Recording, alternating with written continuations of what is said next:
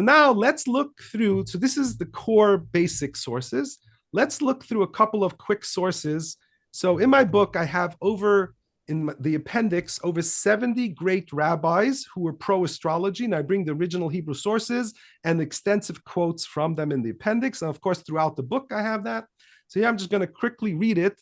And this proves that kosher astrology is part of our Masorah. It's part of our tradition. It's throughout from the Tanam, Amayram, the Gaonic period, from the Rishonim, Achronim, throughout across the board. Everybody believed in astrology. Everybody believed that Hashem directs the world through astrology. So let's start with Rabbi Bechaya, who says the wisdom of astrology is a great and magnificent wisdom. Now understand, look at the language that they're using. Remember, by praising astrology, you're praising Hashem. By knowing the greatness and wonders of astrology, you're praising Hashem. It's the mitzvah of Lachshav Kivs Mazalos. That's why they spoke so glowingly about astrology.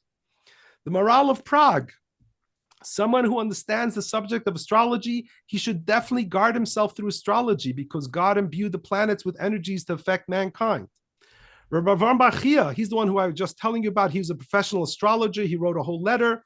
So he wrote, from my youth until this day, I was taught the wisdom of astrology and practiced it. I delved into it and explored its depth, and I consider myself one who has acquired wisdom and discernment. That's a very, very powerful statement.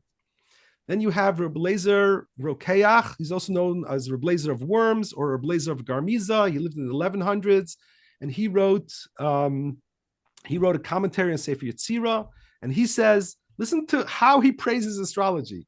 There is no wisdom and understanding as marvelous in the world like the wisdom of astrology that is profound in its length and breadth. Like, what an endorsement of astrology.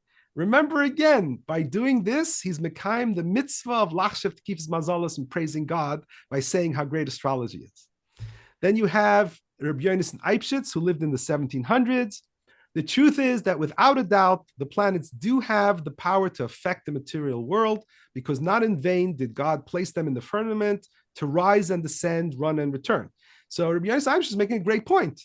If you look at the orbits of the planets, if you know astronomy, and in order to know astrology, you have to know astronomy also. Saturn takes 29 and a half years to orbit around the sun. Uranus takes 84 years. Pluto takes 248 years. Each one has a pattern and a process, and it's not random. Each one is purposeful and meaningful, and in astrology has huge impacts of why they have this amount of years. Everything is purposeful. And that's what Rabbi Yonasan Eibshitz is explaining, that it's not just random, numbers. Everything has meaning and purpose. And this is this picture of this person. This is Rav David Cohen. He's the one who gave us skama on my book. And he writes that one experiences Gili Kavod Shemaim, the revealing heavenly glory when reading kosher astrology. Why? Because it's doing the mitzvah of Lachshat Kis Mazalos. You're recognizing the greatness of Hashem when you start realizing how involved Hashem is in your life, in everybody's life. You can go through your life, and we're going to go through it shortly, and you can see the major turning points in your life, the major events in your life, the major growth experiences in your life.